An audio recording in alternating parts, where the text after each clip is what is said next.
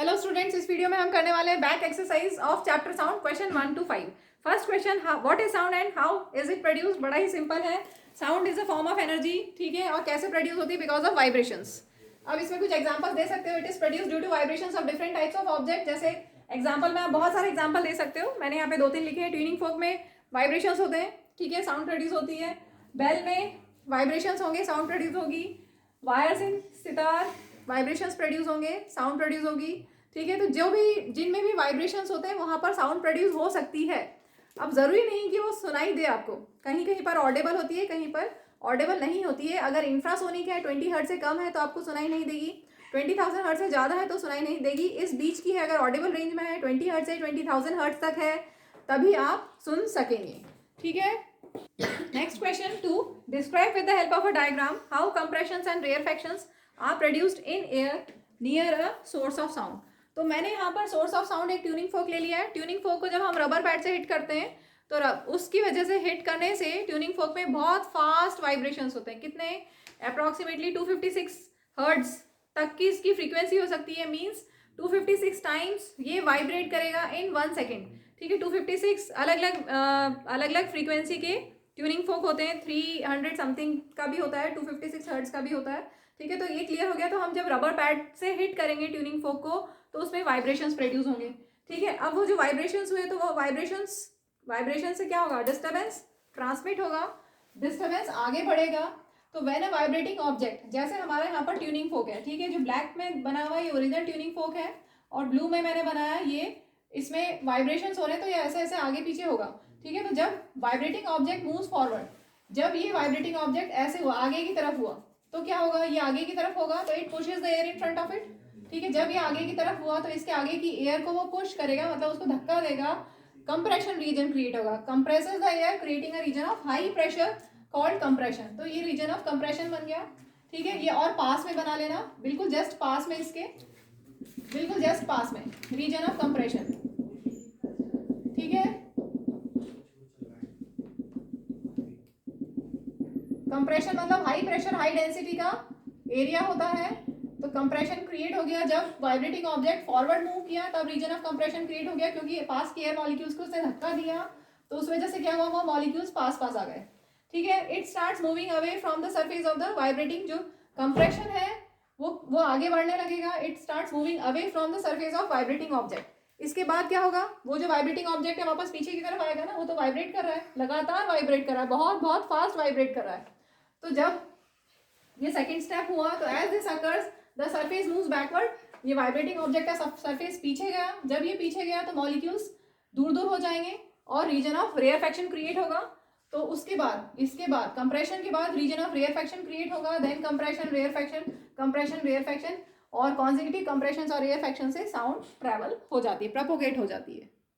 Moving to next question 3, cite an experiment to show that sound needs a medium material medium for its propagation. Sound को medium चाहिए होता है, बिना medium के sound travel नहीं कर सकती है। चाहे साउंड को सॉलिड या लिक्विड या गैस, कुछ ना कुछ मीडियम तो चाहिए ही, ठीक है। तो इसका एक्सपेरिमेंट आपकी टेक्स्ट बुक में दिया हुआ है। फिगर नंबर है 12.6 और पेज नंबर है 162, वहीं से मैं एक्सप्लेन कर रही हूँ। तो ये हमारा सेटअप तैयार है।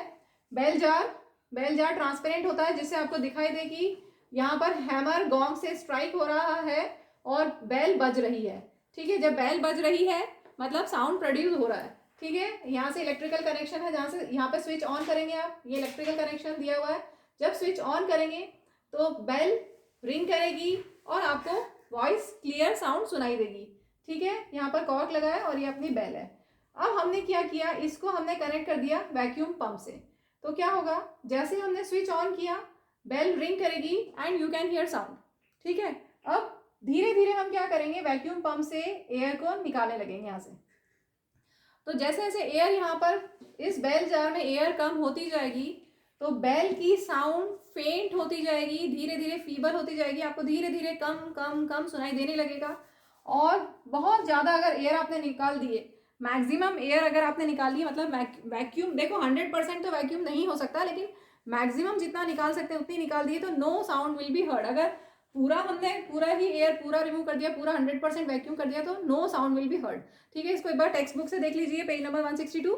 Take an electric bell and air tight glass bell jar, ठीक है। ये सेटअप हमने ले लिया। Electric bell is suspended inside the bell jar. अब बेल जार को हमने वैक्यूम पंप से कनेक्ट किया।